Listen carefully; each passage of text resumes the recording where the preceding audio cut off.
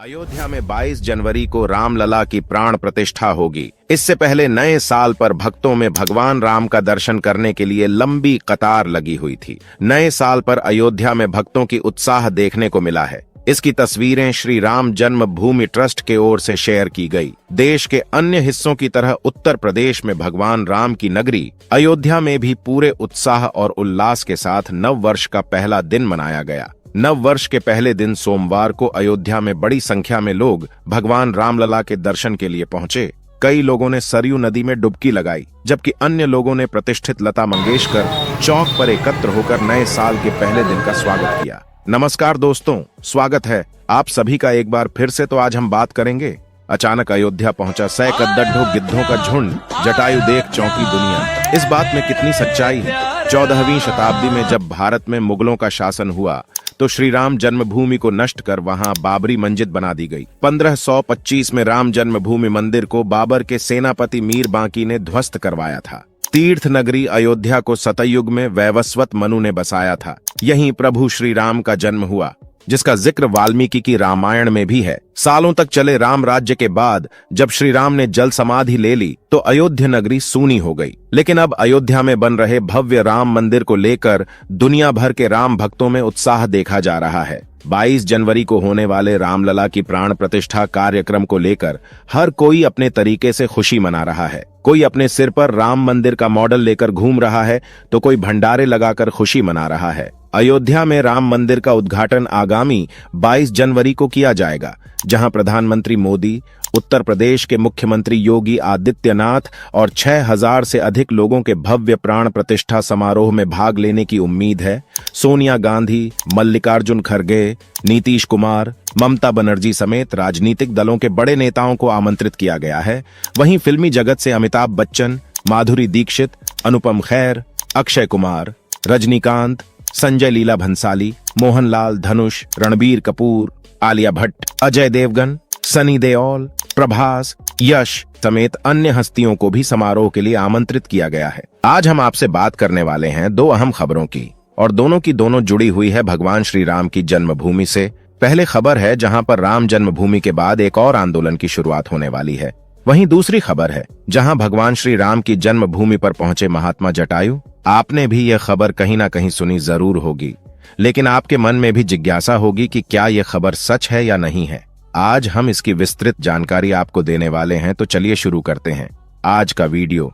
सबसे पहली खबर पर आते हैं, जो कि आई है वृंदावन से, जहां श्री राम जन्मभूमि के सवाल पर श्री केशव प्रसाद मौर्य ने कुछ ऐसा कह दिया जिसने भारत में रह रहे मुस्लिम मौलानाओं को परेशान करके रख दिया है। दरअसल यह बात है वृंदावन की, जहां साध्वी रतंभरा देवी का जन्मदिन मनाया जा रहा था, और साध्वी रतंभरा का यह 60वां जन्मदिन था, जिस पर 3 दिवसीय कार्यक्रम था। यहाँ पर देश के गृहमंत्री अमित शाह जी को भी आना था, लेकिन खराब मौसम के चलते वह नहीं आ पाए। इसी बीच में केशव प्रसाद मौर्य जी से एक सवाल पूछा जाता है, जिसका जवाब वह ऐसा देते हैं कि भारत में एक हलचल शुरू हो जाती। केशव प्रसाद मौर्य उत्तर प्रदेश के डिप्टी सीएम है।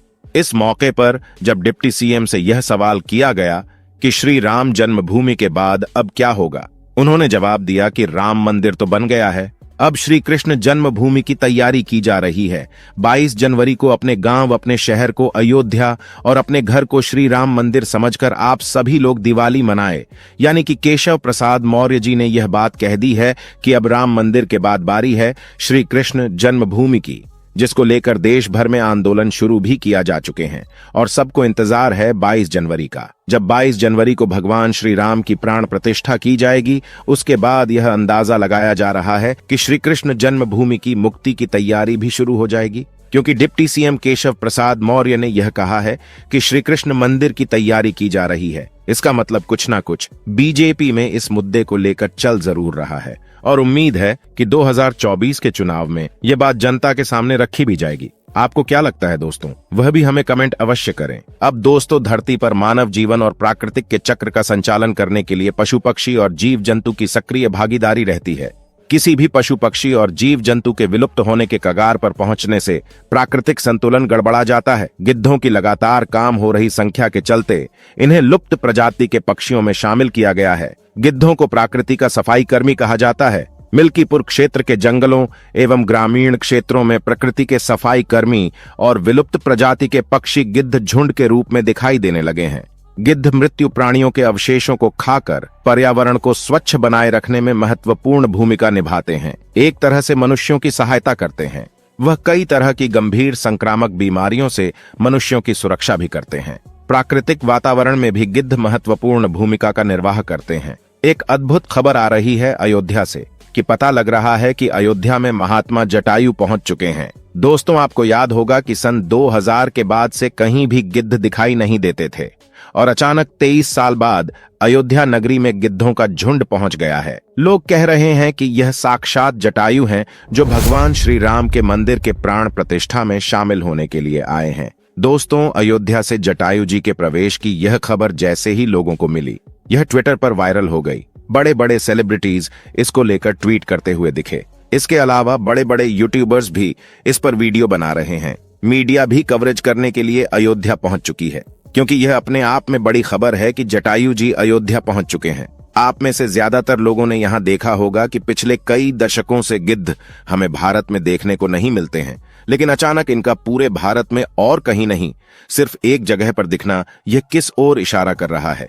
आखिर क्यों यह गिद्धों के बड़े बड़े समूह अयोध्या पहुंच रहे हैं? लोग यह कहने लगे थे कि अब गिद्ध केवल किताबों में ही देखने को मिलेंगे।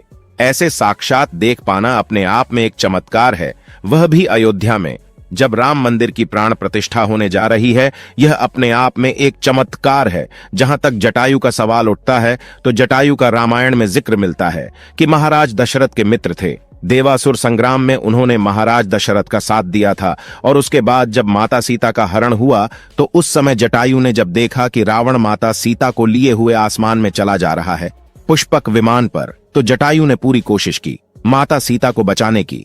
आसमान में जटायु उड़ते हुए पहुंचे और रावण से युद्ध हुआ। जटायु का अंत में रावण ने तलवार से एक पंख काट दिया, जिस कारण से जटायु नीचे पृथ्वी पर आ गिरे। बाद में जब भगवान राम उनके समीप पहुंचे तो उन्होंने कराहते हुए जटायु को देखा तो उन्होंने हे तात कहकर संबोधन किया। जटायु जी ने श्री राम को सारी कहानी बताई कि माता सीता को रावण लेकर गया है। भगवान राम ने यह भी कहा कि हम आपको अमर कर देते हैं, लेकिन जटायु ने कहा कि नहीं, मुझे अमरता नहीं चाहिए, मुझे ऐसा समय दोबारा नहीं मिलेगा। अभी आप हमारे सामने हैं। मैं कितना भाग्यवान हूं कि आपके हाथ में, आपके सामने हमारे प्राण निकल रहे हैं। अगर अमर हो गए तो दोबारा ऐसा समय नहीं आएगा। जब जटायु ने प्राण त्यागे, भगवान राम ने अपने पिता की तरह ही उनका अंतिम संस्कार किया था। तो आज लोगों को यह आश्चर्य हो रहा है कि जो गिद्ध लुप्त हो चुके थे, यहां तक कि सरकारी दस्तावेजों में दर्ज किया जा चुका था कि गिद्ध एक लुप्त प्रजाति है, लेकिन अचानक से 23 साल बाद अयोध्या में प्रकट होना जटायु का, यह बहुत बड़ी बात है और किसी चमत्कार से काम नहीं है। अयोध्यावासी भी ऐसा मान रहे हैं, यानी कि जिस प्रजाति के बारे में यह दुनिया यह मान बैठी है कि यह प्रजाति अब दुनिया में एग्जिस्ट ही नहीं करती। लेकिन भगवान श्री राम की महिमा ऐसी है कि जैसे ही मंदिर की प्राण प्रतिष्ठा की शुभ घड़ी आई, न जाने कहां से जटायु महाराज स्वयं साक्षात अयोध्या में प्रकट हो गए। भगवान की महिमा अनंत है। उसको यह क्या, सरकार क्या, दुनिया क्या, वैज्ञानिक कोई नहीं जान सकता। आज जटायु जी का अयोध्या में आना यह वैज्ञानिकों को भी चुनौती देता है, उन नास्तिकों को भी चुनौती देता है और भारत में कन्वर्टेड हो चुके हैं उन कट्टरपंथियों को भी चुनौती देता है जो ये कह रहे हैं कि भगवान श्री राम का मंदिर हम एक न एक दिन गिरा देंगे जब हमारी सत्ता आएगी। अरे मूर्खो, जब स्वयं 33 कोटि देवता सूर्य, नाग, किन्नर, यक्ष, गंधर्व भगवान श्री राम के इस मंदिर की रक्षा का प्रण ले चुके हैं तो तुम क्या, तुम्हारी आने वाली 1000 पीढ़ियां भी इस मंदिर का कुछ नहीं बिगाड़ सकती। दोस्तों, इस खबर ने पूरे भारत में तहलका मचाया हुआ है। न सिर्फ भगवान श्री राम को मानने वालों में, बल्कि जो भगवान श्री राम को गाली भी देते हैं वह भी मजबूर हो गए हैं भगवान श्री राम की महिमा मानने को। यहाँ एक चीज कहना चाहेंगे, जो लोग गाली देते हैं उनके ही किसी शायर ने लिखा है कि फानूस बनकर जिसकी हिफाजत हवा करें, वह शमा क्या बुझे जिसे रोशन खुदा करे। तो जब प्रकृति खुद आ रही है, भगवान श्री राम की प्राण प्रतिष्ठा में कुदरत के नए नए चमत्कार हो रहे हैं। ऐसे मंदिर को गिराने वालों को एक बार सोचना चाहिए कि क्या वह कभी गिरा पाएंगे। हमें तो लगता है कि बड़े से बड़े कट्टरपंथी जिस प्रकार से नष्ट हो गए, उसी प्रकार से एक दिन वह भी नष्ट हो जाएंगे। तो दोस्तों, ये थी आज की वीडियो जिसमें हमने आपको बताई 2 खबरें। पहले डिप्टी सीएम केशव प्रसाद मौर्य ने क्या कहा, और दूसरी खबर जिसने वैज्ञानिकों, सरकार और नास्तिकों सबको हिलाकर रखा है, जो कि आई है अयोध्या से। तो दोस्तों, आपको हमारी आज की वीडियो कैसी लगी और आपका क्या कहना है? इस जानकारी के बारे में अपनी राय नीचे कमेंट सेक्शन में जरूर दीजिएगा।